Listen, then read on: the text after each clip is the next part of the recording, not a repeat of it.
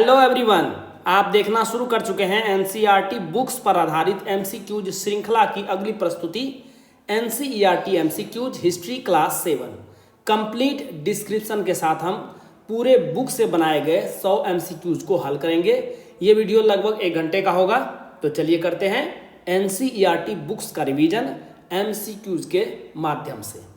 यदि आप सभी बुक्स के एनसीईआरटी एमसीक्यूज को टेस्ट सीरीज के रूप में प्राप्त करना चाहते हैं तो इसका लिंक आपको इस वीडियो के डिस्क्रिप्शन बॉक्स और पिन्ड कमेंट सेक्शन में मिल जाएगा। पूरी इंफॉर्मेशन मिलेगी हिंदी और इंग्लिश दोनों भाषाओं में अलग अलग कंप्लीट डिस्क्रिप्शन के साथ ये टेस्ट सीरीज आपको मिलने वाली है। पहला प्रश्न है, चंदेरी की लड़ाई किसके बीच लड़ी गई थी? सही जवाब है ऑप्शन नंबर ए, बाबर और मेदिनी राय के बीच। चंदेरी का युद्ध 1528 में चंदेरी के राजा मेदिनी राय और बाबर के बीच लड़ा गया था। मेदिनी राय बाबर के हाथों पराजित हुआ। इब्राहिम लोदी के साथ अपने एक युद्ध के दौरान राणा सांगा द्वारा कब्जा किए जाने से पहले चंदेरी लंबे समय तक मुस्लिम शासक के अधीन था। इसे बाद में मेदिनी राय को दे दिया गया, जिन्होंने सुल्तान महमूद खिलजी को प्रधानमंत्री के रूप में नियुक्त किया था। मेदिनी राय राणा सांगा के सबसे प्रतिष्ठित लेफ्टिनेंटों में से एक थे। उसने भारत के सुल्तानों के खिलाफ कई अभियानों में राणा सांगा की सहायता की। उसने बाबर के खिलाफ खानवा की लड़ाई में राणा सांगा के साथ लड़ाई लड़ी। लड़ाई के बाद मेदिनी राय चंदेरी लौट आए। निम्नलिखित में से कौन से कथन सही है? मुगलों की सेना को दशमलव प्रणाली पर संगठित किया गया था। बिल्कुल सही। शिवाजी ने अपनी सेना में कभी किसी मुसलमान को नियुक्त नहीं किया। यह स्टेटमेंट तो गलत है। सही जवाब होगा ऑप्शन नंबर ए। पहला स्टेटमेंट सही है क्योंकि शिवाजी की सेना में मुसलमानों को भी शामिल किया गया। निम्नलिखित युग्मों पर विचार कीजिए। Consider the following pairs. एक तरफ है बुक का नाम और दूसरे तरफ है ऑथर का नाम। बताना है कि कौन सा सही सुमेलित है। इसमें से केवल एक सही सुमेलित है। अकबरनामा अबुल फजल द्वारा लिखा गया था, बाकी 3 गलत है। तो केवल पहला सही है, बाकी सब गलत है। तो पहला तो सही था, अकबरनामा को लिखा है अबुल फजल ने। तुजुक ए बाबरी यानी बाबरनामा, इसे लिखा है बाबर ने। शाहजहांनामा इसे लिखा है इनायत खान ने। तबाकत ए अकबरी इसे लिखा है निजामुद्दीन अहमद ने। निम्नलिखित में से किस व्यक्ति की बाबर ने अपनी आत्मकथा बाबरनामा में भारत के सबसे शक्तिशाली राजा के रूप में प्रशंसा की थी? सही जवाब है ऑप्शन नंबर बी, कृष्णदेव राय। कृष्णदेव राय विजयनगर साम्राज्य के एक सम्राट थे, जिन्हें 1509 से 1529 तक शासन करने वाले कर्नाटक साम्राज्य के रूप में भी जाना जाता है। इन्होंने दिल्ली सल्तनत के पतन के बाद भारत में सबसे बड़े साम्राज्य पर शासन किया था। विजयनगर साम्राज्य के संबंध में निम्नलिखित कथनों पर विचार करें। विजयनगर साम्राज्य का पहला राजा हरिहर प्रथम और अंतिम श्रीरंगा तृतीय था। बिल्कुल सही। प्रांतीय शासन के क्षेत्र में नयनकार प्रणाली एक विशेषता थी। यह भी सही है। बड़ी संख्या में महिलाएं प्रशासन में थी। यह भी सही है। तो कौन सा कथन सही है? सही है ऑप्शन नंबर डी। 1, 2 और 3 तीनों कथन सही है। हरिहर अपने भाई बुक्का राय के साथ विजयनगर साम्राज्य के संस्थापक थे। हरिहर प्रथम 1336 ईस्वी में संगम राजवंश का शासक बना। श्रीरंगा तृतीय विजयनगर साम्राज्य का अंतिम शासक था। विजयनगर के शासक प्रांतीय प्रशासन को उचित महत्व देते थे। प्रांतों में मौजूद प्रशासन को नयनकारा प्रणाली कहा जाता था। यह यूरोप में सामंतवाद के समान था। नयनकारा प्रणाली के तहत सभी भूमि शासकों के स्वामित्व में थी। उसने अपने सेनापतियों को भूमि वितरित की। वे इसके नियंत्रण में कार्य करते थे और सामंतों के रूप में कार्य करते। शासन काल में बड़ी संख्या में महिलाओं की भी भागीदारी देखी जाती थी। 6वीं से लेकर 7वीं शताब्दी में शुरू हुए भक्ति आंदोलन के बारे में निम्नलिखित कथनों पर विचार करें। भक्ति आंदोलन ने मोक्ष प्राप्त करने के साधन के रूप में व्यक्तिगत भक्ति और ईश्वर के प्रति पूर्ण समर्पण पर बल दिया। बिल्कुल सही। भले ही उसने जाति व्यवस्था की कठोरता की अवहेलना की, महिलाओं की भागीदारी को महत्वहीन माना गया। महत्वहीन तो नहीं माना गया था। गलत है यह। भक्ति आंदोलन का प्रसार उत्तर और मध्य भारत के कुछ हिस्सों तक ही सीमित था। यह कुछ हद तक सही है। बिल्कुल सही है। भक्ति आंदोलन के बाद के कई समाज सुधारक आंदोलनों जैसे स्वाभिमान आंदोलन, सत्यशोधित सभा आदि आंदोलनों की नींव रखी ना। ये गलत है। तो कौन सा कथन सही है? स्टेटमेंट नंबर बी, केवल पहला और तीसरा स्टेटमेंट सही है। आइए डिटेल में जानते हैं। भक्ति आंदोलन ने मोक्ष के साधन के रूप में भगवान के प्रति व्यक्तिगत भक्ति का प्रचार किया, जिसे किसी के द्वारा भी प्राप्त किया जा सकता है, जाति की स्थिति या लिंग के बावजूद। आंदोलन दक्षिण भारत में शैव नयनार और वैष्णव अल युद्धों के साथ शुरू हुआ। दक्षिण से उत्तर की ओर संचरण एक धीमी और लंबी प्रक्रिया थी। यह धीरे धीरे 15 से 16वीं शताब्दी में उत्तर, मध्य और पूर्वी भारत में फैल गया। फराजी आंदोलन के संदर्भ में निम्नलिखित में से कौन सा कथन सही नहीं है? किसान आंदोलन का हिस्सा नहीं थे, यह तो गलत है। किसान तो बिल्कुल भी आंदोलन का हिस्सा थे। यह एक धार्मिक सुधार आंदोलन था, यह सही है। इसने इस्लामिक समाज में व्याप्त अंधविश्वास पर प्रहार किया, यह भी सही है। इसने इस्लामिक समाज में व्याप्त भ्रष्टाचार पर भी प्रहार किया, यह भी सही है। तो गलत उत्तर यानी कौन सा सही नहीं है? तो ऑप्शन नंबर ए सही नहीं। हाजी अली हमजा अवान के नेतृत्व में पूर्वी बंगाल में गैर इस्लामी गतिविधियों को छोड़ने और मुसलमानों के रूप में अपनी जिम्मेदारियों को पूरा करने के लिए एक आंदोलन था। आंदोलन जिसकी स्थापना 1819 में हुई थी ने काश्तकारों के अधिकारों को संरक्षित करने के लिए बहुत कुछ किया। इन्होंने गहन धार्मिक, सामाजिक और राजनीतिक परिवर्तनों के लिए अभियान चलाया। चोलों की मंदिर वास्तुकला के संबंध में निम्नलिखित कथनों पर विचार करें। चोलों के दौरान वास्तुकला की शैली को द्रविड़ कहा जाता है, बिल्कुल सही। मंजिल पर मंजिल बनाने की शैली को विमान कहते हैं, यह भी सही। तो सही जवाब होगा ऑप्शन नंबर सी। पहला और दूसरा दोनों स्टेटमेंट सही है। चोल जो कि 9वीं शताब्दी से लेकर 11वीं शताब्दी तक प्रमुख साम्राज्य थे, द्रविड़ वास्तुकला के प्रतीक थे। देवता कक्ष के ऊपर पिरामिड जैसी मंजिल को विमान के रूप में जाना जाता है। तस्वीर में देखिए। निम्नलिखित युग्मों पर विचार कीजिए। Consider the following pairs. एक तरफ है भवन का नाम और दूसरे तरफ है किसने बनाया। कौन से जोड़े सही सुमेलित हैं इसे बताना है। कुतुब मीनार कुतुबुद्दीन ऐबक, बिल्कुल सही है यह। अदीना मॉस्क, अदीना का मस्जिद अहमद शाह नहीं बल्कि इलियास वंश के दूसरे सुल्तान सिकंदर शाह ने करवाया था। विजय स्तंभ राणा कुंभा, सही है। हिंडोला पैलेस होशंग शाह, यह भी सही है, यानी ऑप्शन नंबर सी इसका सही जवाब होगा। मुगल चित्रकला के संबंध में निम्नलिखित में से कौन सा कथन सही नहीं है? यह पेंटिंग की स्वदेशी भारतीय शैली और फारसी पेंटिंग के सफवी स्कूल का एक संश्लेषण था, बिल्कुल सही। मुगल चित्रों में छायांकन और परिप्रेक्ष्य जैसी कुछ पश्चिम तकनीकों को शामिल किया गया, बिल्कुल सही। मुगल चित्रकला अपने विषय में धर्मनिरपेक्ष है, यानी सेकुलर है, बिल्कुल सही, क्योंकि भारतीय शैली और फारसी पेंटिंग दोनों का संश्लेषण था। मुगल स्कूल ऑफ पेंटिंग की शुरुआत बाबर के शासनकाल में हुई थी, यह गलत है। बाबर नहीं बल्कि अकबर के शासनकाल में हुई थी, यह शुरू 1560 में। तो कौन सा कथन सही नहीं है? ऑप्शन नंबर डी इसका सही जवाब होगा। चोल वंश के संबंध में निम्नलिखित कथनों पर विचार करें। सारा अधिकार राजा के हाथों में था, लेकिन उसे सलाह देने के लिए उसके पास एक मंत्री परिषद थी। हाँ, यह तो बिल्कुल सही है। चोल शासकों ने अपनी आय व्यापार पर चुंगी, पेशों पर कर और आसपास के देशों की लूट से भी प्राप्त की, यह भी सही है। ग्राम प्रशासन के मामलों का प्रबंधन शिक्षित व्यक्तियों की कार्यकारी समिति द्वारा किया जाता था, यह भी सही है। तो कौन सा कथन सही है? तीनों कथन सही है, ऑप्शन नंबर डी इसका सही जवाब होगा। चोलों के पास प्रशासन की उत्कृष्ट व्यवस्था थी। सम्राट या राजा प्रशासन के सर्वोच्च पद पर होता था। चोल साम्राज्य के विस्तार और संसाधनों ने राजतंत्र की सुविधा और प्रतिष्ठा में वृद्धि की। चोलों के पास भू राजस्व, विभिन्न करों जैसे आय के कई स्रोत थे और वे अन्य राज्यों को लूटने या उन्हें जीतने से बड़ी मात्रा में आय प्राप्त करते थे और बड़ी मात्रा में राशि भी प्राप्त करते थे। सभा और समितियों के साथ ग्राम प्रशासन विकसित हुआ और चोलों के दौरान चरम पर पहुंच गया। परंतक एक से संबंधित उत्तर मेरू शिलालेख ग्राम सभाओं के कार्य और गठन का लेखा जोखा देता है। इसमें शिक्षित समाज के योग्य व्यक्ति भी शामिल थे। चोल साम्राज्य में ग्राम प्रशासन के संबंध में निम्नलिखित कथनों पर विचार करें। सभा गांव की एक सामान्य सभा थी, नहीं, सामान्य सभा तो नहीं होती थी। उर अग्रहारों में वयस्क पुरुषों का जमावड़ा था, यह भी गलत है। तो कौन सा कथन सही है? दोनों में से कोई भी कथन सही है, ना तो एक ना तो दो। उर गांव की एक आम सभा थी और सभा अग्रहारों में वयस्क पुरुषों की सभा थी। विजयनगर राजवंश में महिलाओं की स्थिति के संबंध में निम्नलिखित कथनों पर विचार करें। सती प्रथा अनुपस्थित थी, ना अनुपस्थित तो नहीं थी। विजयनगर साम्राज्य में सती प्रथा प्रचलित थी। वेश्यावृत्ति का प्रचलन था, हाँ यह तो था ही। एक विधवा पुनर्विवाह कर सकती थी, यह भी सही है। तो कौन सा कथन सही है? ऑप्शन नंबर बी, केवल दूसरा और तीसरा कथन सही है। एक विधवा पुनर्विवाह कर सकती थी और यह कर मुक्त थी। पाल राजवंश के संदर्भ में निम्नलिखित में से कौन सा कथन सही नहीं है? विक्रमशिला विश्वविद्यालय धर्मपाल द्वारा बनाया गया था, यह तो बिल्कुल सही है।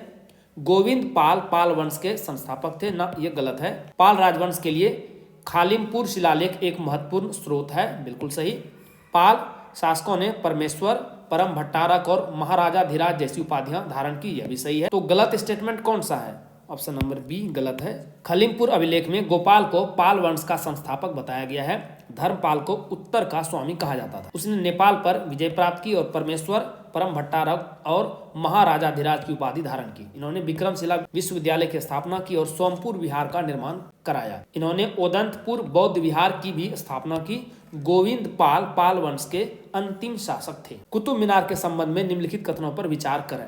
इसे लाल और बफ बलुआ पत्थर से बनाया गया है, यह सही है। यह भारत की सबसे ऊंची मीनार है, यह गलत है। यह भारत की दूसरी सबसे ऊंची मीनार है। फतेह बुर्ज पंजाब के एस नगर जिले के ऐतिहासिक गांव छप्पर चिरी में स्थित भारत की सबसे ऊंची मीनार है। इसे इल्तुतमिश ने पूरा किया था, यह तो बिल्कुल सही है। तो कौन से कथन सही है? ऑप्शन नंबर ए, केवल पहला और तीसरा स्टेटमेंट सही है। मध्ययुगीन भारत के संबंध में निम्नलिखित कथनों पर विचार करें। राजपूत समाज का आधार वंश या गोत्र था, बिल्कुल सही है यह। कुछ राजपूत शासकों ने जैन धर्म का संरक्षण किया, यह भी सही है। तो कौन से कथन सही है? ऑप्शन नंबर सी, पहला और दूसरा दोनों स्टेटमेंट सही है। पाटन के सोलंकी, मेवाड़ के सिसोदिया, राठौर, परमार और चौहान जैसे कुछ राजपूत शासकों ने जैन धर्म का संरक्षण किया था। निम्नलिखित युग्मों पर विचार कीजिए। Consider the following pairs. एक तरफ शहर का नाम है, दूसरी तरफ फाउंडर उसके कौन थे? सीरी अलाउद्दीन खिलजी, बिल्कुल सही है यह। तुगलकाबाद मोहम्मद तुगलक ना, ये स्टेटमेंट गलत है। तुगलकाबाद की स्थापना गयासुद्दीन तुगलक ने की थी। फिरोजाबाद फिरोज तुगलक, यह सही है। तो कौन से सही सुमेलित है? ऑप्शन नंबर बी, केवल पहला और तीसरा। मोहम्मद तुगलक ने सीरी के निकट जहां पनाह नगर बसाया। फिरोज तुगलक ने दिल्ली के पुराने शहर के पास फिरोजाबाद का निर्माण किया। इसके भीतर का किला कोटिया फिरोज शाह के नाम से जाना जाता है। भारत में 16वीं शताब्दी के पूर्वार्ध से संबंधित चित्रकला के बेहतरीन उदाहरण लघु चित्रों के एक समूह द्वारा प्रस्तुत किए जाते हैं, जिन्हें आमतौर पर कुल्लहदार समूह के रूप में नामित किया जाता है। इस समूह में निम्नलिखित में से किसके चित्र शामिल हैं? सही जवाब है ऑप्शन नंबर ए, चौरा पंचसिका। 16वीं शताब्दी के पूर्वार्ध से संबंधित चित्रकला के बेहतरीन उदाहरण हालांकि लघु चित्रों के एक समूह द्वारा प्रस्तुत किए जाते हैं, जिन्हें आमतौर पर कुल्लादार समूह के रूप में नामित किया जाता है। इस समूह में चौर पंचसिका, बिल्हन द्वारा रचित चोर के 50 छंद, गीत गोविंद, भागवत पुराण और राममाला के चित्र शामिल हैं। न्याय प्रदान करना दिल्ली सल्तनत के अधीन किसी भी शासक का एक बहुत ही महत्वपूर्ण कार्य माना जाता था। निम्नलिखित शासकों में से किस शासक ने न्याय प्रदान करने हेतु धार्मिक वर्गों यानी उल्मा के खिलाफ कठोर दंड की व्यवस्था की? सही जवाब है option number A, Mohammad Tughlaq. न्याय प्रदान करते हुए मोहम्मद तुगलक ने धार्मिक वर्गों उलमाओं को कठोर दंड देना शुरू किया, जिन्हें पहले इससे छूट दी गई थी। मध्यकालीन भारत 800 से लेकर 1200 ईस्वी के बारे में निम्नलिखित कथनों पर विचार करें। इस युग में अरब शासकों द्वारा भारतीय वस्तुओं की मांग के कारण भारत के साथ उनके व्यापार में वृद्धि हुई, यह बिल्कुल सही है। इस युग में धर्म शास्त्रों द्वारा समुद्री यात्रा पर प्रतिबंध लगाने से अन्य देशों के साथ भारत के विदेशी व्यापार में गिरावट आई, यह गलत है। सही जवाब होगा ऑप्शन नंबर ए, केवल पहला स्टेटमेंट सही है। धर्म शास्त्रों द्वारा समुद्री यात्रा पर प्रतिबंध ने दक्षिण पूर्व एशिया और चीन के साथ भारत के विदेशी व्यापार के विकास में बाधा नहीं डाली, लेकिन 6ठी शताब्दी के बाद से दक्षिण भारत और दक्षिण पूर्व एशिया के बीच एक तेज व्यापार शुरू हो गया। भारत में मुगल प्रशासन में मनसबदारी प्रणाली के संबंध में निम्नलिखित में से कौन सा कथन गलत है? इसे केवल सैन्य ढांचे में पेश किया गया था, यह गलत है। मनसबदारी प्रणाली को सैन्य ढांचे और नागरिक प्रशासन दोनों में पेश किया गया था। यह मध्य एशियाई मूल का था, यह सही है। मनसब प्रदान करने का एकमात्र अधिकार सम्राट का था, यह भी सही है। यह अकबर से औरंगजेब में बदलता रहा, बिल्कुल सही। ये चेंजिंग रहा फॉर्म इसका। सो कौन सा स्टेटमेंट गलत है? पहला स्टेटमेंट गलत है, सही जवाब यही होगा। निम्नलिखित में से किस काल ने भारत में बड़े गोपुरम और मंडप को चिन्हित किया? सही जवाब है ऑप्शन नंबर डी, विजयनगर साम्राज्य। विजयनगर शासकों की मंदिर निर्माण गतिविधि ने एक नई शैली का निर्माण किया, जिसे विजयनगर शैली कहा जाता है। हालांकि इसे द्रविड़ शैली के रूप में जाना जाता है, लेकिन इसकी अपनी अलग विशेषताएं थी। क्या क्या विशेषताएं थी? स्थापत्य की विशिष्ट विशेषताएं, स्तंभ थे और जिस जटिल तरीके से इन्हें तराशा गया था। मंदिर में एक मंडपम या खुला मंडप होता था, जिसमें एक ऊंचा मंच होता था, जो आमतौर पर विशेष अवसरों पर देवता को बैठने के लिए होता था। इसमें विस्तृत नक्काशीदार स्तंभों वाला एक कल्याण मंडपम भी था। इस शैली के मंदिरों में सबसे भव्य मंदिर हम्पी विजयनगर में है। विट्ठल स्वामी और हजार राम स्वामी मंदिर सबसे अच्छे उदाहरण हैं। राय गोपुरम साम्राज्य के विभिन्न कोनों में सम्राटों की यात्रा की स्मृति भी, मीनारें भी इस काल की वास्तुकला के महत्वपूर्ण उदाहरण है। दिल्ली सल्तनत के अंतर्गत एक अद्वितीय प्रकार की भूमि विवरण और प्रशासनिक प्रणाली इक्तादारी के संबंध में निम्नलिखित कथनों पर विचार करें। इक्ता प्रदान करने का तात्पर्य भूमि पर अधिकार से है, यह गलत है। इसका अर्थ भूमि का अधिकार नहीं, बल्कि यह केवल एक प्रशासनिक इकाई थी। इक्ता केवल प्रशासन और राजस्व संग्रह के उद्देश्य से प्रदान किया गया था। इक्ता हस्तांतरणीय थे, यानी ट्रांसफरेबल थे, यह सही है। तो कौन सा स्टेटमेंट सही है? ऑप्शन नंबर बी, केवल दूसरा स्टेटमेंट सही है। मुगल स्कूल ऑफ पेंटिंग्स के बारे में निम्नलिखित कथनों पर विचार करें। कौन सा स्टेटमेंट सही है यह बताना है। यह मुख्य रूप से कुलीन और धर्मनिरपेक्ष है, बिल्कुल सही। दसवंत, नन्हा, मंसूर और मनोहर आदि जहांगीर के प्रसिद्ध दरबारी चित्रकार थे, यह गलत है। जहांगीर नहीं बल्कि अकबर के प्रसिद्ध 4 चित्रकार थे। बहादुर शाह ने मुगल चित्रकला को पुनर्जीवित किया था, बिल्कुल सही। तो सही स्टेटमेंट कौन सा है? ऑप्शन नंबर सी, केवल पहला और तीसरा सही है। भारत में मुगल शासन के तहत आम लोगों के आर्थिक जीवन के बारे में निम्नलिखित में से कौन सा स्टेटमेंट गलत है? मुद्रा प्रणाली ने वस्तु विनिमय प्रणाली का स्थान ले लिया, बिल्कुल गलत है। मुद्रा प्रणाली के साथ साथ वस्तु विनिमय प्रणाली भारत में मुगल शासन के तहत विशेष रूप से ग्रामीण क्षेत्रों में बहुत लोकप्रिय थी। तो दोनों सिस्टम चलता था। सामान्य तौर पर लोग गरीब थे, यह तो सही है। लोग अपना व्यवसाय चुनने के लिए स्वतंत्र थे, यह भी सही है। लोगों की व्यापक और विविध औद्योगिक गतिविधियां थी, यह भी सही है।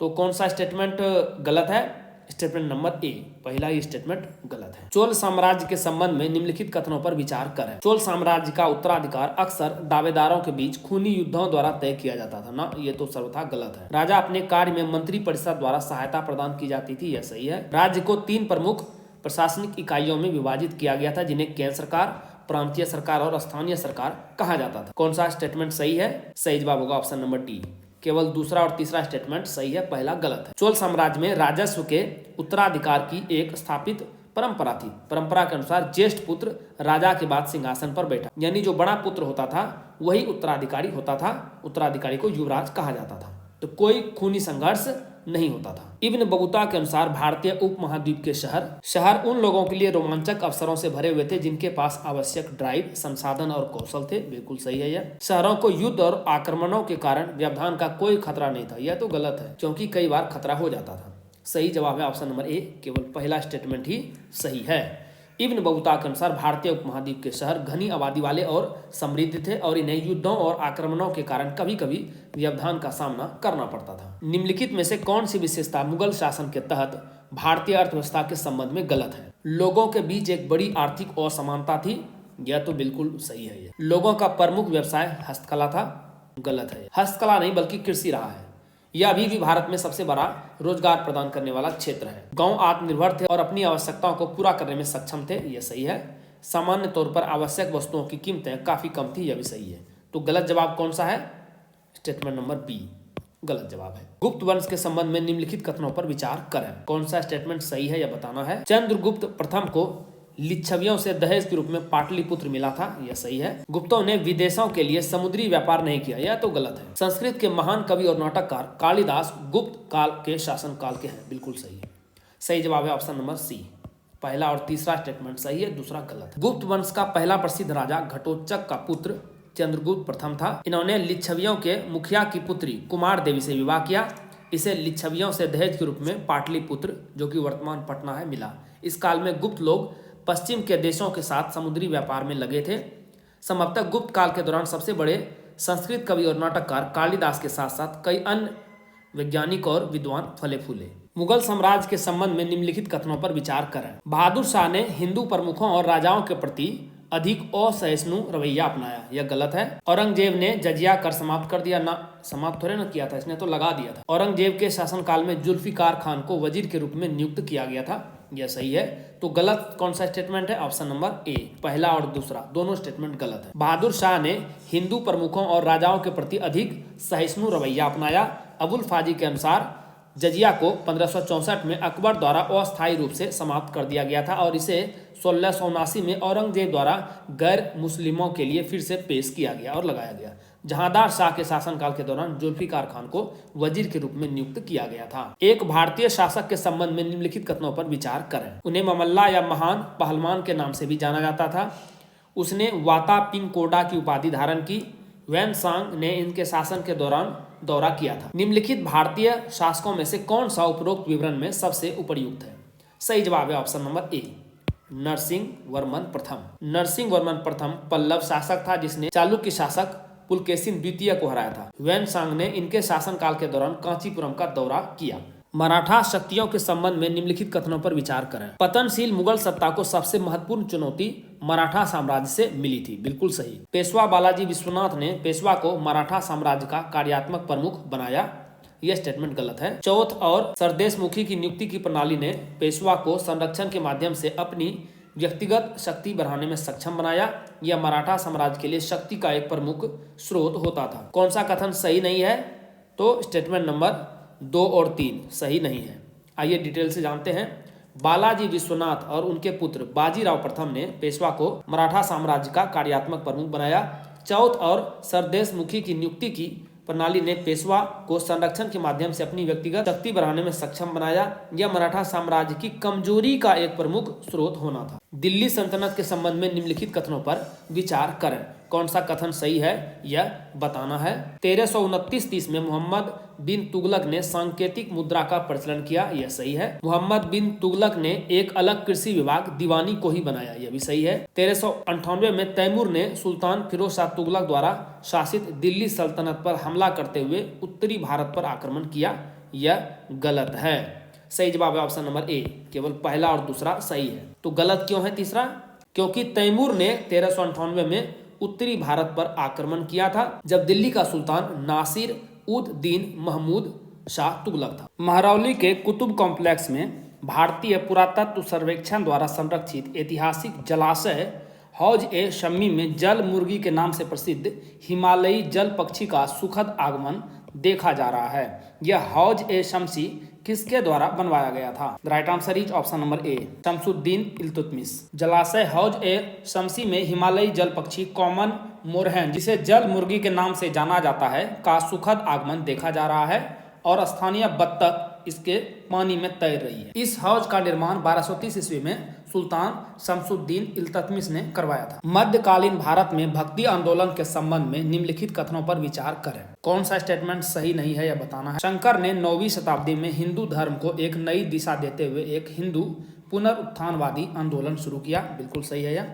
अद्वैत या अद्वैतवाद का शंकर सिद्धांत आम आदमी को बहुत आकर्षित करता था, नहीं, आम आदमी को तो बिल्कुल भी आकर्षित नहीं करता था। रामानंद अपने विचारों के प्रचार प्रसार के लिए स्थानीय भाषा का प्रयोग करने वाले पहले व्यक्ति थे, यह बिल्कुल सही है। रामानंद ने जाति व्यवस्था का विरोध किया और जाति की उपेक्षा करके समाज के सभी वर्गों से अपने शिष्यों को चुना, यह भी सही है। तो कौन सा कथन सही नहीं है? स्टेटमेंट नंबर 2, यानी इसका सही जवाब हो जाएगा केवल दूसरा, बी करेक्ट आंसर होगा। अद्वैत या अद्वैतवाद का शंकर सिद्धांत आम आदमी से अपील करने के लिए बहुत सारगर्भित था, इतना सारगर्भित कि आम आदमी को यह पसंद नहीं आ रहा था। इसके अलावा सगुण ब्राह्मण के विचार के उद्भव के साथ निर्गुण ब्रह्म की अद्वैत अवधारणा के खिलाफ प्रतिक्रिया हुई। सगुण रूप में पूजा पद्धति लोगों को ज्यादा आकर्षित करती है, ना कि निर्गुण। निम्नलिखित कथनों पर विचार करें। बाबर ने अपने प्रशासन में मनसबदारी प्रणाली की शुरुआत की, नहीं, गलत है यह। बाबर ने अकबर। मनसबदारी व्यवस्था के तहत अधिकारी को एक रैंक यानी मनसब के रूप में चिन्हित किया गया था, यह सही है। बाबर की भू राजस्व प्रणाली को जब्ती या बंदोबस्त प्रणाली कहा जाता था, यह गलत है। तो कौन सा स्टेटमेंट सही है? स्टेटमेंट नंबर सी, केवल दूसरा स्टेटमेंट सही है। अकबर ने अपने प्रशासन में मनसबदारी प्रणाली की शुरुआत की। इस प्रणाली के तहत प्रत्येक अधिकारी को एक रैंक यानी मनसब सौंपा गया था।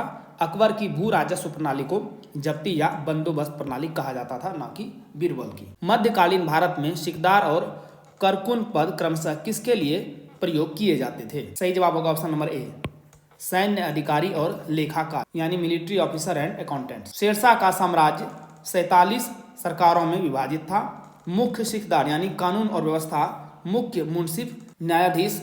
प्रत्येक सरकार में प्रशासन के प्रभारी 2 अधिकारी थे। प्रत्येक सरगना कई परगना में विभाजित थी। सिकदार सैन्य अधिकारी, अमीन भू राजस्व, फोतेदार खजांची, करकू लेखाकार प्रत्येक परगना के प्रशासन के प्रभारी थे। भारतीय इतिहास के मध्यकाल में गुर्जर सामान्यतः किसके लिए प्रयुक्त होते थे? सही जवाब है ऑप्शन नंबर सी, खानाबदोश पशुपालक। गुर्जर एक चरवाहे समुदाय हैं जो खानाबदोश हुआ करते थे, लेकिन अब कई लोग बसे हुए समुदायों में रहते हैं। गुर्जर शब्द की उत्पत्ति गौचरण शब्द से हुई है, जिसका अर्थ है गायों को चराना। निम्नलिखित में से कौन सा अभिलेख या शिलालेख गुप्त काल के इतिहास का सर्वाधिक महत्वपूर्ण स्रोत है? महरौली लौह स्तंभ शिलालेख, यह तो बिल्कुल सही। हेलियोडोरस स्तंभ शिलालेख, ना, यह गलत है। इलाहाबाद स्तंभ शिलालेख, यह भी सही है। तो कौन सा सही जवाब होगा? ऑप्शन नंबर सी, केवल पहला और तीसरा। साहित्यिक स्रोतों के अलावा महरौली स्तंभ शिलालेख और इलाहाबाद स्तंभ शिलालेख जैसे शिलालेख गुप्त काल के इतिहास के सबसे तत्कालिक स्रोत थे। पहला चंद्रगुप्त द्वितीय की उपलब्धियों को संदर्भित करता है और समुद्रगुप्त के शासन के लिए सबसे महत्वपूर्ण स्रोत इलाहाबाद स्तंभ शिलालेख है। मुगल काल के दौरान सेठ, बोहरा और बंजारों को किस नाम से जाना जाता था? सही जवाब है ऑप्शन नंबर डी, ट्रेडर्स। भारतीय व्यावसायिक वर्ग संख्या में बड़े थे और मुगल काल के दौरान पूरे देश में फैले हुए थे। वे अच्छी तरह से संगठित और अत्यधिक पेशेवर थे। सेठ, बोहरा व्यापारी लंबी दूरी के व्यापार में विशेषज्ञता रखते थे, जबकि स्थानीय व्यापारी बनिक कहलाते थे। व्यापारियों का एक अन्य वर्ग बंजारे के रूप में जाना जाता था, जो थोक माल ढोने में माहिर थे। चित्रकला की कला में मुगलों का योगदान उल्लेखित था। मुगल चित्रकला के संबंध में निम्नलिखित कथनों पर विचार करें। मुगल चित्रकला की नींव बाबर ने रखी थी। ना, बाबर नहीं बल्कि हुमायूं ने रखी थी। सबसे महत्वपूर्ण कृति हजनामा है, जिसमें 1200 पेंटिंग शामिल है। यह सही है। जहांगीर के शासनकाल में मुगल चित्रकला अपने चरमोत्कर्ष पर पहुंची। यह भी सही है। तो सही जवाब कौन सा है? कौन सा कथन सही है? स्टेटमेंट नंबर डी, केवल दूसरा और तीसरा। मध्ययुगीन भारत में बंदोबस्त प्रणाली और दहसाला प्रणाली को निम्नलिखित में से किसके द्वारा शुरू की गई भू राजस्व प्रणाली के रूप में जाना जाता था? सही जवाब है ऑप्शन नंबर ए, अकबर और टोडरमल। दहसाला भूमि कराधान की एक भारतीय प्रणाली है, जिसे अकबर के शासनकाल में 1580 ईस्वी में शुरू किया गया था। यह प्रणाली अकबर के वित्त मंत्री राजा टोडरमल द्वारा शुरू की गई थी, जिसे गुजरात में 1573 ईस्वी में नियुक्त किया गया था और इसने गैर मुसलमानों से कर संग्रह की प्रणाली को और अधिक संगठित बनाने में मदद की। दिल्ली सल्तनत के दौरान पद नाम मुकद्दम या चौधरी निम्नलिखित में से किसके लिए इस्तेमाल किया गया था? सही जवाब है ऑप्शन नंबर ए, ग्राम प्रधान, विलेज हेड। दिल्ली सल्तनत के अधीन प्रांतों को इक्ता कहा जाता था। प्रारंभ में ये सरदारों के अधीन थे। गांव प्रशासन की मूल इकाई बना रहा। गांव के मुखिया को मुकद्दम या चौधरी के नाम से जाना जाता था। मध्यकालीन भारत में सर ए नौबत और वक नवीस पद किसके लिए प्रयुक्त होते थे? The correct answer is option number C, सैन्य कमांडर और खुफिया अधिकारी, military commander and intelligence officer. सर ए नौबत या सेनापति सैन्य कमांडर था और यह एक मानद पद था। वकानवीस खुफिया अधिकारी होते थे। वह पदों और घरेलू मामलों को देखते थे। विजयनगर साम्राज्य की वास्तुकला के संबंध में निम्नलिखित कथनों पर विचार करें। विजयनगर वास्तुकला की मुख्य विशेषताएं मंदिर परिसर में ऊंचे राय गोपुरम या प्रवेश द्वार और नक्काशीदार स्तंभों के साथ कल्याण मंडपम का निर्माण था। बिल्कुल सही। स्तंभों में पाया जाने वाला सबसे सामान्य जानवर हाथी था। यह गलत है। तो सही जवाब होगा ऑप्शन नंबर ए, केवल पहला स्टेटमेंट सही है, क्योंकि घोड़ा विजयनगर वास्तुकला के मंदिर के स्तंभों में पाया जाने वाला सबसे आम जानवर था। निम्नलिखित में से कौन सी पुस्तक अबुल फजल द्वारा लिखी गई है? आईने अकबरी सही है। तबकात ए अकबरी ना, यह नहीं, यह निजामुद्दीन अहमद द्वारा लिखी गई थी। रुकात, यह भी सही है। सही उत्तर कौन सा है? ऑप्शन नंबर बी, केवल पहला और तीसरा। तबकात ए अकबरी निजामुद्दीन अहमद द्वारा लिखी गई थी। यह गजनवी से 1593-94 तक के समय को कवर करने वाले सामान्य इतिहास पर एक व्यापक कार्य है। मध्यकालीन भारत के संदर्भ में आहादी किसे संदर्भित करता है? सही जवाब है ऑप्शन नंबर ए, सज्जन सैनिक, जिन्हें आम सैनिकों की तुलना में कुछ अधिक वेतन मिलता था। आहादी संभ्रांत सैनिक थे। निम्नलिखित में से कौन सा स्मारक फतेहपुर सीकरी में बनाया गया है? अकबर का मकबरा नहीं, यह गलत है। यह सिकंदरा में बना है, अकबर का मकबरा, जो कि आगरा के पास है। बुलंद दरवाजा, यह सही है। जोधाबाई पैलेस, यह भी सही है। पंचमहल, यह भी सही है। तो सही उत्तर कौन सा है? बी, दूसरा, तीसरा और चौथा। तुजुक ए बाबरी यानी बाबरनामा पुस्तक के संबंध में निम्नलिखित कथनों पर विचार करें। यह मुगल साम्राज्य के संस्थापक बाबर की आत्मकथा को दिया गया नाम है। बिल्कुल सही। इसका पहली बार अंग्रेजी में अनुवाद जॉन लेडन और विलियम एस्किर्न ने किया था। यह भी सही है। यह फारसी भाषा में लिखा गया था। यह गलत है। तो कौन से कथन सही हैं? केवल पहला और दूसरा सही है। यह चगताई भाषा में लिखा गया था, ना कि फारसी में। चगताई एक विलुप्त तुर्की भाषा है जो कभी मध्य एशिया में व्यापक रूप से बोली जाती थी। यह भारतीय उपमहाद्वीप के शुरुआती मुगल शासकों द्वारा बोली जाती थी, जहां इसने हिंदुस्तानी के विकास को प्रभावित किया। निम्नलिखित में से किसने अपने संस्मरण स्वयं लिखे? अकबर नहीं, हुमायूं नहीं, जहांगीर हाँ बिल्कुल, केवल सी, केवल तीसरा। अकबर ने अपना संस्मरण नहीं लिखा। जहांगीर ने तुजुक ए जहांगीरी के नाम से अपना संस्मरण लिखा। हुमायूं के बारे में संस्मरण इनकी बहन गुलबदन बेगम ने लिखा था। इलाहाबाद के पत्थर के स्तंभ में ब्राह्मी में अशोक के शिलालेख हैं। गुप्त लिपि में समुद्रगुप्त शिलालेख ब्राह्मी का एक बाद का संस्करण है और फारसी में जहांगीर का शिलालेख है। रजिया सुल्तान के खिलाफ संगठित विद्रोह का नेतृत्व किसने किया था? The right answer is option number A, Nizam ul Junaidi. Nizam ul Junaidi ने रजिया को संप्रभु मानने से इनकार कर दिया था। मध्यकाल में अनेक शासकों ने नई मुद्रा का प्रचलन किया। इस संबंध में निम्नलिखित में से कौन सा कथन गलत है? औरंगजेब ने अपने सिक्कों पर कलीमा इस्लामिक आर्टिकल ऑफ फेथ लिखना शुरू किया। यह गलत स्टेटमेंट है, क्योंकि औरंगजेब अपने तरीकों में कठोर और अपने विश्वासों में रूढ़िवादी था। उसने अपने सिक्कों में कलीमा इस्लामी आस्था के लेख को हटा दिया और शासक के नाम, टकसाल और जारी करने की तारीख को शामिल करने के लिए सिक्कों के प्रारूप को मानकीकृत किया गया। विजयनगर साम्राज्य के अधिकांश सिक्कों पर देवता तिरुपति की छवि थी, यह ठीक है। मोहम्मद बिन तुगलक ने सांकेतिक मुद्रा के रूप में तांबे के सिक्के जारी किए, यह भी सही है। शेरशाह सूरी ने रुपया का एक नया सिक्का जारी किया, यह भी सही है। तो कौन सा कथन गलत है? ऑप्शन नंबर ए। मराठा साम्राज्य में राजस्व के लिए भूमि की माप की इकाई के रूप में निम्नलिखित में से किसका उपयोग किया जाता था? सही जवाब है ऑप्शन नंबर सी, कथी। मराठा साम्राज्य में भू राजस्व व्यवस्था में भू राजस्व का निर्धारण माप पर आधारित था। मलिक अंबर की कथी को माप की इकाई के रूप में अपनाया गया था। कथी को बाद में शिव काठी कहा गया। निम्नलिखित में से कौन से स्मारक मुगलों से संबंधित हैं? बुलंद दरवाजा, हाँ ये सही है। अलाई दरवाजा, नहीं यह गलत है। पुराना किला, यह भी गलत है। जामा मस्जिद, यह सही है। तो सही जवाब होगा ऑप्शन नंबर सी, केवल पहला और चौथा सही है, जो कि मुगलों से संबंधित है। आइए थोड़ा डिटेल में जानते हैं। बुलंद दरवाजा अकबर द्वारा फतेहपुर में 1601 ईस्वी में बनाया गया था। अलाई दरवाजा अलाउद्दीन खिलजी द्वारा कुव्वत उल इस्लाम मस्जिद के खंभों के घेरे को बढ़ाकर और उन्हें 2 प्रवेश द्वार प्रदान करके बनाया गया था। पुराना किला और अंदर किला कोहना मस्जिद भी शेरशाह सूरी के नाम से जाना जाता है। आगरा और दिल्ली में जामा मस्जिद का निर्माण शाहजहां ने करवाया था। भारत में मध्यकाल के संबंध में मकतब खाना किसे संदर्भित करता है? सही जवाब है ऑप्शन नंबर बी, अनुवाद ब्यूरो यानी ट्रांसलेशन ब्यूरो। मकतब खाना मुगल शासन के तहत अनुवाद ब्यूरो को संदर्भित करता है। यहाँ भारतीय दर्शन और धर्म की अनेक कृतियों का फारसी भाषा में अनुवाद किया गया। चोल साम्राज्य के बारे में निम्नलिखित कथनों पर विचार करें। चोल राजा बड़े पैमाने पर हिंदू धर्म के संरक्षक थे, यह बिल्कुल सही है। चोल राजा विशेष रूप से भगवान शिव के कट्टर भक्त थे, गलत है यह, क्योंकि चोल राजा भगवान शिव के साथ साथ भगवान विष्णु के भी भक्त थे। तो कौन सा कथन सही है? केवल एक, पहला स्टेटमेंट सही है। समान तौर पर चोल हिंदू धर्म के अनुयायी थे।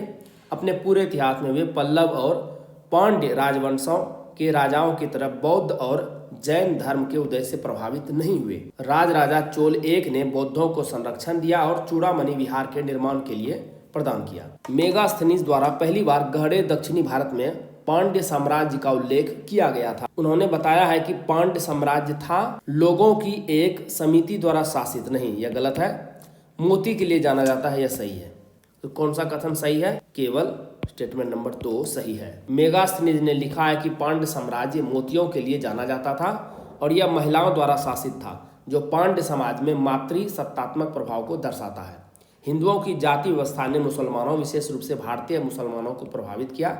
वे अपनी पिछली जातियों के आधार पर आपस में विभाजन बनाए रखते थे। विदेशी मुसलमान भी अपनी विभिन्न राष्ट्रीयताओं और जन्म के आधार पर आपस में बटे हुए थे। सुल्ताना और अमीरों ने बड़ी संख्या में गुलामों को रखा, शिक्षा प्रदान की और उन्हें प्रशिक्षण दिया और अपने जीवन में आगे बढ़ने का अवसर दिया, ताकि उनमें से कई राज्य में प्रमुखता की स्थिति तक पहुंचे। आमतौर पर हिंदू शाकाहारी थे और मुसलमान मांसाहारी थे। मुसलमानों में सूफी या उनके प्रभाव में आने वाले लोग मांस खाने से परहेज करते थे। वल्लभाचार्य के संप्रदाय के संबंध में निम्नलिखित कथनों पर विचार करें। इसने अपने शिष्यों को तपस्वी जीवन जीने की दीक्षा दी, यह गलत है। यह भगवान की पूजा के तरीके के रूप में भक्ति गीत गाने और नृत्य करने में विश्वास करता था, यह सही है। इसने उपवास और आत्मदाह का विरोध किया, यह भी सही है। तो कौन सा कथन सही है? स्टेटमेंट नंबर 2 और 3, यानी ऑप्शन नंबर बी इसका सही जवाब होगा। वल्लभाचार्य ने अपने शिष्यों को सिखाया कि वे सांसारिक सुखों से मुंह न मोड़ें। वल्लभाचार्य संप्रदाय के गुरुओं ने भी एक आरामदायक जीवन व्यतीत किया। भारत में मुगल शासन कई मायनों में महत्वपूर्ण है। इस संबंध में निम्नलिखित कथनों पर विचार करें। इसने लगभग 200 वर्षों तक भारत को बाहरी आक्रमण से बचाया, यह बिल्कुल सही है। भारत ट्रांस एशियन व्यापार में अधिक हिस्सा ले सकता था, यह भी सही है। भारत में पहली बार बारूद का प्रयोग हुआ, यह गलत है। सो कौन सा कथन सही है? ऑप्शन नंबर बी, केवल पहला और दूसरा। क्योंकि भारत में बारूद का प्रयोग मुगलों के आने से पहले ही शुरू हो गया था। विशेष रूप से 1707 ईस्वी के बाद भारत में रियासतों के स्वतः स्फूर्त उदय के निम्नलिखित कारणों पर विचार करें। मुगल साम्राज्य का विघटन, बिल्कुल सही। औरंगजेब के बाद कमजोर मुगल नेतृत्व, यह भी सही है। प्रणाली के भीतर गुटबाजी राजनीतिक अस्थिरता की कमी के लिए अग्रणी, यह भी सही है। यूरोपीय लोगों द्वारा किए गए लगातार हमलों ने राजनीतिक ताकत को कमजोर कर दिया, जिससे भारतीय क्षेत्र का विघटन हुआ, यह गलत है। पहला, दूसरा और तीसरा कथन सही है, यही कारण था। तो सही जवाब हो जाएगा ऑप्शन नंबर सी, केवल 1, 2 और 3। 18वीं शताब्दी में अधिकांश भारतीय रियासतें मुगल साम्राज्य के पतन का परिणाम थी। इनमें से बड़ी संख्या में शताब्दी के पूर्वार्ध के दौरान उभरा, जबकि यूरोपीय शक्तियों, विशेष रूप से ब्रिटिश के लगातार हमले दूसरे छमाही में शुरू हो गए थे। बड़ी संख्या में रियासतों के अस्तित्व ने यूरोपीय शक्तियों को अपने आर्थिक हितों को पूरा करने के लिए यहाँ राजनीतिक ताकत हासिल करने के लिए आकर्षित किया। इस प्रकार यूरोपीय शक्तियों के लगातार हमले रियासतों के उदय के कारण बिल्कुल भी नहीं थे। निम्नलिखित में से कौन सी मुगल चित्रकला की प्रमुख विशेषताएं हैं? धर्मनिरपेक्ष, बिल्कुल सही। भव्य यानी आर्टिस्टोक्रेटिक, यह भी सही है। लोक परंपराएं, नहीं, यह गलत है। भौतिकतावादी, यह सही है। तो स्टेटमेंट नंबर 1, 2 और 4 यानी ऑप्शन नंबर 20 का सही जवाब होगा। मुगल चित्रकला अनिवार्य रूप से दरबारी कला थी।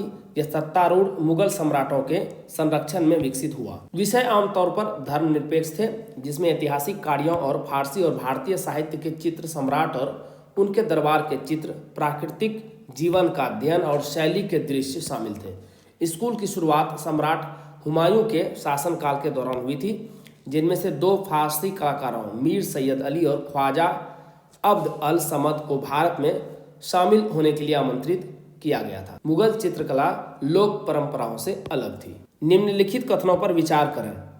प्रारंभिक राष्ट्रकूट शासन पल्लव वंश के अंतर्गत सामंती थे, यह गलत है। राष्ट्रकूट राजा अमोघ वर्ष प्रथम ने कन्नड़ भाषा में एक पुस्तक कविराज मार्ग लिखी, सही है। वाणिज्य और व्यापार को प्रोत्साहित करने के लिए राष्ट्रकूटों ने सिंध के अरबों के साथ अच्छे संबंध बनाए रखे, यह भी सही है। सो कौन सा कथन सही है? स्टेटमेंट नंबर 2 और 3 सही है। प्रारंभिक राष्ट्रकूट शासन चालुक्यों के अधीन सामंती थे, जबकि प्रश्न में था पल्लव, तो ये इसलिए गलत हुआ। निम्नलिखित कथनों पर विचार करें। जैन भिक्षु महेंद्र सूरी ने मोहम्मद बिन तुगलक के दरबार में यंत्र राजा की रचना की, जो एस्ट्रोलाबिक पर पहला संस्कृत पाठ है, यह स्टेटमेंट गलत है।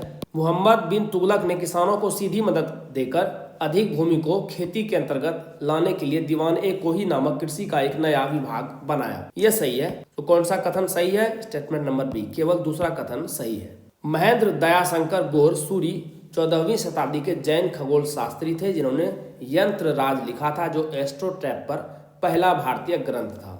महेंद्र सूरी को फिरोज शाह तुगलक का संरक्षण प्राप्त था। इल्तुतमिश के बारे में निम्नलिखित में से कौन सा कथन सही है? उसने अपने साम्राज्य को मनसबों में विभाजित किया और इसे रईसों और अधिकारियों को वेतन के रूप में सौंपा, यह गलत है। चांदी की कम उपलब्धता के जवाब में उसने उत्तरी भारत में एक टंका और जीतल से मिलकर एक नया द्विधात्विक सिक्का प्रणाली शुरू की, यह सही है। तो कौन सा कथन सही है? स्टेटमेंट नंबर बी, केवल दूसरा सही है। इल्तुतमिश ने अपने साम्राज्य को इक्ता में विभाजित किया। इक्तादारी प्रणाली भूमि वितरण और प्रशासनिक प्रणाली का एक अनूठा प्रकार था। भारत में सूफी आंदोलन के संबंध में निम्नलिखित कथनों पर विचार करें। कौन सा कथन सही है, यह बताना है। इसने दिल्ली सल्तनत के शोषक और क्रूर शासकों के विरोध में लोगों का समर्थन किया, यह गलत है। इसने सामाजिक अस्थिरता के विकास में योगदान दिया, सही है। इसने स्थानीय साहित्य और भक्ति संगीत के विकास में योगदान दिया, यह भी सही है। सही जवाब होगा ऑप्शन नंबर सी, केवल दूसरा और तीसरा स्टेटमेंट सही है। भारत में सूफी आंदोलन ने दिल्ली सल्तनत के शोषक और क्रूर शासकों के विरोध में लोगों का समर्थन बिल्कुल भी नहीं किया। वहाबी आंदोलन के बारे में निम्नलिखित कथनों पर विचार करें। यह अनिवार्य रूप से एक इस्लामी पुनरुत्थानवादी आंदोलन था, सही है। इसने नई पश्चिमी शिक्षा को अपनाकर इस्लाम को पुनर्जीवित करने की वकालत की, यह गलत है। यह पंजाब और आसपास के क्षेत्रों में केंद्रित एक क्षेत्रीय आंदोलन था, यह भी गलत है। सही जवाब होगा ऑप्शन नंबर ए, केवल पहला स्टेटमेंट सही है। इसने शुद्ध इस्लाम और समाज की तर्ज पर इस्लाम को पुनर्जीवित करने की वकालत की, जैसा कि पैगंबर के समय के अरब में था। इस आंदोलन के भारत भर में कई केंद्र थे, जैसे हैदराबाद, बम्बई, मद्रास आदि। संगीत के विरुद्ध औरंगजेब की प्रतिक्रिया के संबंध में निम्नलिखित में से कौन सा कथन सही नहीं है? इसने संगीत वाद्य यंत्र बजाना बंद कर दिया, यह स्टेटमेंट तो गलत ही है। इन्होंने गायन को अपने दरबार से भगा दिया, यानी प्रोहिबिट कर दिया, यह बिल्कुल सही है। ये एक कुशल वीणा वादक थे, यह भी सही है। शास्त्रीय भारतीय संगीत पर फारसी में सबसे अधिक पुस्तकें इनके शासनकाल में लिखी गई थी, यह भी सही है। सो कौन सा कथन सही नहीं है? पहला कथन सही नहीं है।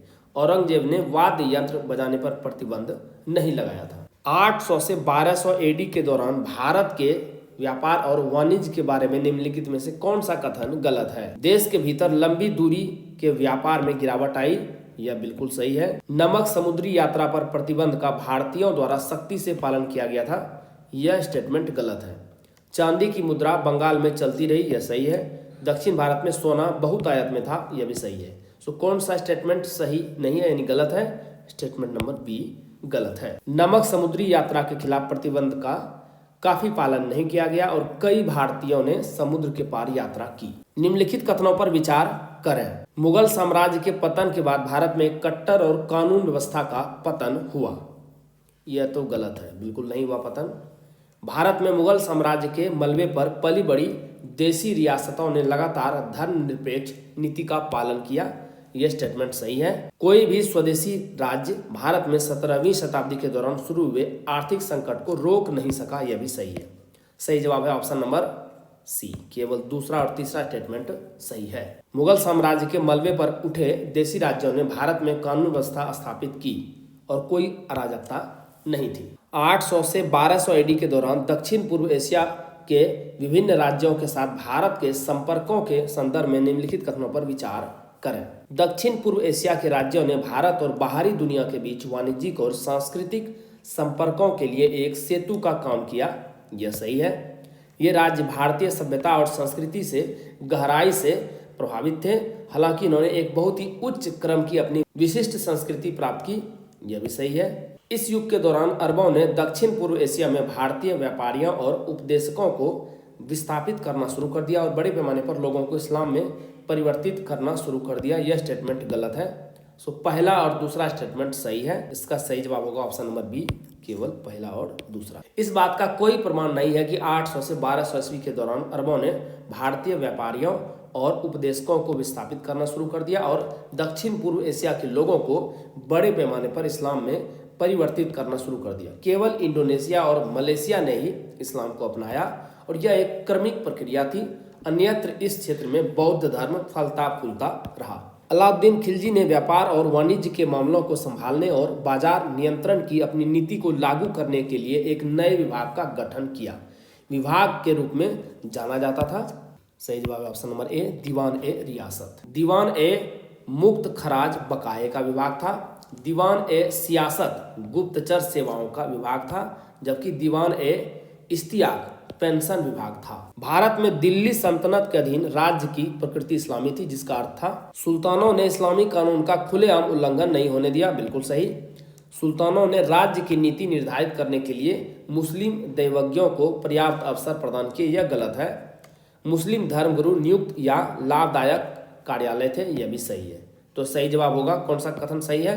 केवल पहला और तीसरा स्टेटमेंट सही है। दिल्ली सल्तनत के सुल्तानों ने मुस्लिम दैवज्ञों को राज्य की नीति निर्धारित करने की अनुमति बिल्कुल भी नहीं दी। भारत में मुगल साम्राज्य के पतन का सबसे महत्वपूर्ण परिणाम यह था कि अंग्रेज भारत को जीतने में सफल रहे, बिल्कुल सही। क्षेत्रीय शक्तियां अपने स्वयं के हितों को पूर्ण रूप से भरने के लिए उठी, यह गलत है। वर्चस्व के लिए भारतीयों को पश्चिमी शक्तियों का सामना करना पड़ा, यह भी गलत है। मुगलों की जगह लेने के लिए भारतीय शक्तियों में से कोई सक्षम नहीं हुआ, यह भी गलत है। तो पहला स्टेटमेंट सही होगा। भारत में मुगल साम्राज्य के पतन का सबसे महत्वपूर्ण परिणाम यह था कि इसने अंग्रेजों को भारत पर विजय प्राप्त करने में सक्षम बनाया।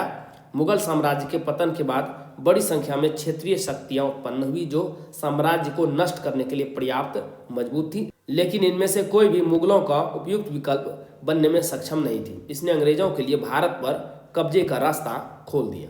मुगल सम्राट बहादुर शाह के संबंध में निम्नलिखित कथनों पर विचार करें। इन्होंने मालवा और गुजरात के महत्वपूर्ण प्रांतों के उच्च मनसबों और सूबेदारों के कार्यालयों के लिए राजा जयसिंह और अजीत सिंह की मांग को स्वीकार कर लिया, यह गलत है। इन्होंने बुंदेला प्रमुख छत्रसाल के साथ शांति स्थापित की, यह सही है। सो कौन सा कथन सही है? स्टेटमेंट नंबर बी, केवल दूसरा सही है। मुगल सम्राट बहादुर शाह प्रथम ने बुंदेलाची छत्रसाल के साथ शांति स्थापित की, लेकिन उन्होंने मालवा और गुजरात जैसे महत्वपूर्ण प्रांतों के उच्च मनसबों और सूबेदारों के कार्यालयों के लिए राजा जयसिंह और अजीत सिंह की मांग को स्वीकार नहीं किया। निकोलो मैकियावेली किस देश के नागरिक थे? सही जवाब है ऑप्शन नंबर सी, इटली के। इनका समयावधि है 3 मई 1469 से 21 जून 1527 तक। पुनर्जागरण के दौरान फ्लोरेंस में स्थित एक इतालवी इतिहासकार, राजनीतिज्ञ, राजनयिक, दार्शनिक, मानवतावादी और लेखक थे। वह राजनयिक और सैन्य मामलों में जिम्मेदारियों के साथ कई वर्षों तक फ्लोरेंटाइन गणराज्य में एक अधिकारी थे। वह आधुनिक राजनीतिक विज्ञान और विशेष रूप से राजनीतिक नैतिकता के संस्थापक थे। नालंदा विश्वविद्यालय को किसने नष्ट किया था? The right answer is option number A, Bakhtiyar Khilji. Bakhtiyar Khilji ही वह व्यक्ति था नालंदा विश्वविद्यालय को नष्ट किया था। विकृतियों का सरदार मोहम्मद बख्तियार खिलजी मानव जाति पर एक धब्बा है।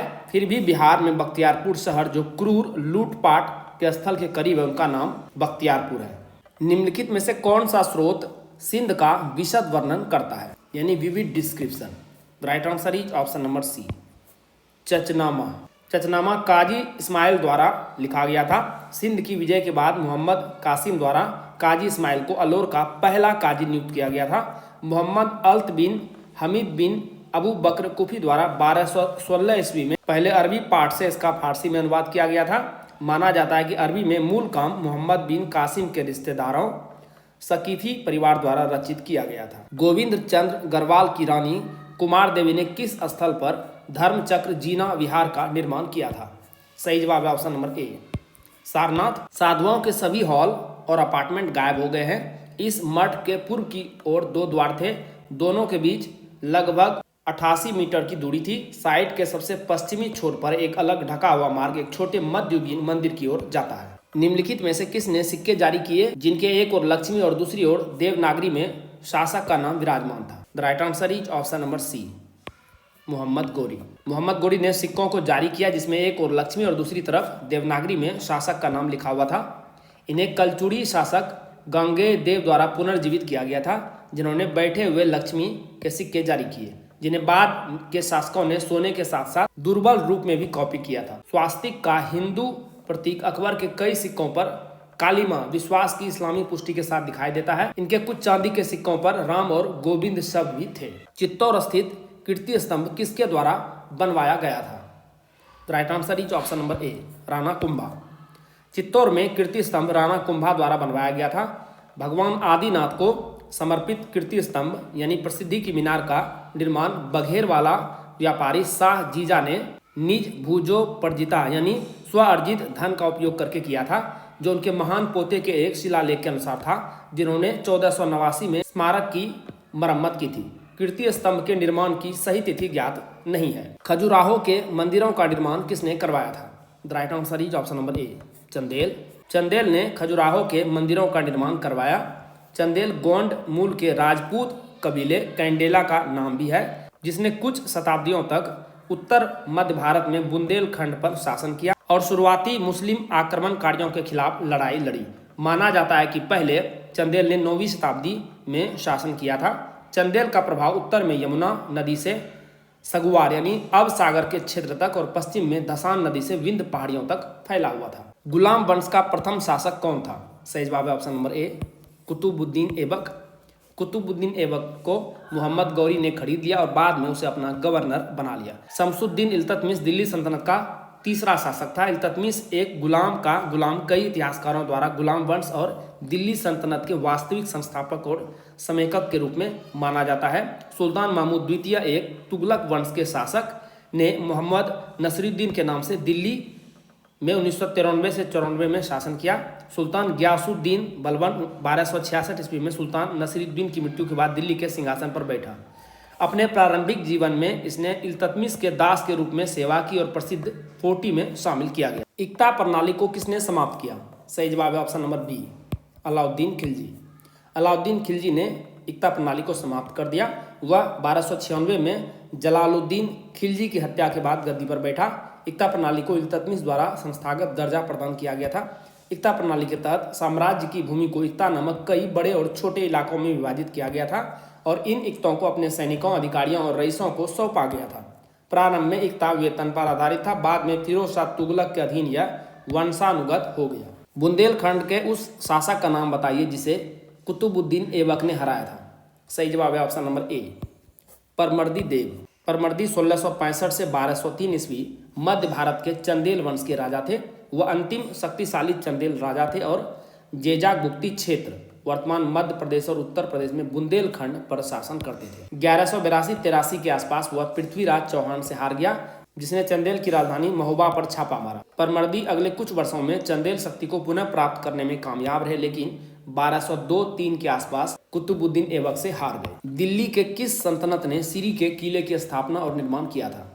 सही जवाब है option number C, Alauddin Khilji. Alauddin Khilji ने 1297 से 1307 के दौरान सीरी की किला बनवाया था। इस किले के निर्माण का मुख्य उद्देश्य दिल्ली को मंगोलों के आक्रमण से बचाना था। सुल्तान बलबन के आदेश से निम्नलिखित में से किस अमीर को सार्वजनिक रूप से कोड़े मारे गए थे? सही जवाब है ऑप्शन नंबर ए, मलिक बकबाक। बड़वान के गवर्नर मलिक बकबाक ने अपने एक नौकर को नशे की हालत में पीट पीट कर मार डाला था। सुल्तान जलालुद्दीन फिरोज खिलजी के खिलाफ विद्रोह करने वाला कारा मानिकपुर का गवर्नर कौन था? सही जवाब है option number B, Malik Chhajju. Chhajju ने 1290 में कारा में विद्रोह किया। उसने सुल्तान मुगिसुद्दीन की उपाधि धारण की। उनके नाम पर सिक्के जारी किए गए और उनके सम्मान में पढ़े जाने वाले कलीतुबा का नेतृत्व किया। जलालुद्दीन ने विद्रोहियों से मिलने के लिए अपनी सेना का नेतृत्व किया। निम्नलिखित में से किसे जलालुद्दीन फिरोज खिलजी के शासनकाल में नव मुस्लिम कहा जाता था? सही जवाब है ऑप्शन नंबर ए, मंगोल। लड़ाई के बाद मंगोल के नेता अब्दुल्ला ने सुल्तान जलालुद्दीन के साथ दोस्ताना अभिवादन का आदान प्रदान किया। एक अन्य मंगोल नेता उल्गू ने इस्लाम धर्म अपना लिया और वापस रहने का फैसला किया। सुल्तान ने इनके अनुरोध को स्वीकार कर लिया। दिल्ली में उनके बसने की व्यवस्था की। इन्हें नव मुस्लिम कहा जाता था। तारीख ए फिरोज शाही किसके द्वारा लिखी गई थी? सही जवाब है ऑप्शन नंबर ए, बर्की और आफीफ। तारीख ए फिरोज शाही जियाउद्दीन बर्नी और अफीफ द्वारा लिखी गई थी। यह पुस्तक बलबन के सिंहासन से लेकर तुगलक वंश के पतन तक का विवरण देती है। अल किताब यल अम्मी प्रारंभिक गजनवी वंश का इतिहास है, जिसकी रचना अल उतबी द्वारा 1020 के कुछ समय बाद अरबी में की गई थी। रूमी, जिन्हें जलालुद्दीन मोहम्मद बलखन के नाम से भी जाना जाता था, 13वीं शताब्दी के फारसी सुन्नी मुस्लिम कवि, न्यायविद, इस्लामी विद्वान, धर्मशास्त्री और सूफी फकीर थे। इनकी कई महत्वपूर्ण पुस्तकें हैं। प्रारंभिक इस्लामी रहस्यवाद, एक कवि और एक रहस्यवादी, जलालुद्दीन रूमी और बहुत कुछ। अमीर खुसरो एक दक्षिण एशियाई सूफी संगीतकार, कवि और विद्वान थे। निम्नलिखित में से कौन अपनी पिता की हत्या के लिए जिम्मेदार था?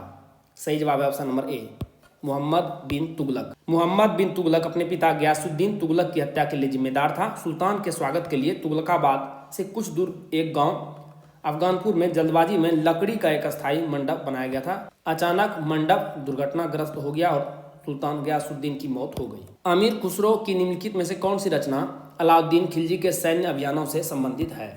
सही जवाब है ऑप्शन नंबर ए, खजैन उल फुतूह। खजैन उल फुतूह अमीर खुसरो का काम गुजरात 1299, रणथंभौर 1301, मेवाड़ 1303, मालवा 1305, देवगिरी 1307 से 8, वारंगल 1309 से 10 और द्वार समुद्र वाले अलाउद्दीन खिलजी के सैन्य अभियानों का वर्णन करता है। किरान उस सदाइन यह सरयू नदी के तट पर दिल्ली के सुल्तान कैकूबाद और उनके पिता बंगाल के सुल्तान बुगरा खान की सुलह बैठक पर आधारित है। मिफ्ताह उल फुतूह, इसमें जलालुद्दीन खिलजी द्वारा हासिल की गई 4 जीत का वर्णन है। जौनपुर शहर की स्थापना किसके द्वारा की गई थी?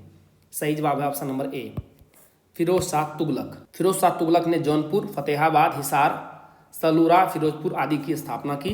200 शहरों में स्पष्ट रूप से उन गांवों को शामिल किया गया है जिन्हें लोगों द्वारा छोड़ दिया गया था, जो राज्य द्वारा प्रदान की गई सुविधाओं में वृद्धि के कारण फिरोज के शासनकाल के दौरान फिर से आबाद हुए थे। निम्नलिखित में से कौन सल्तनत काल के दौरान शाही सचिवालय का प्रतिनिधित्व करता था?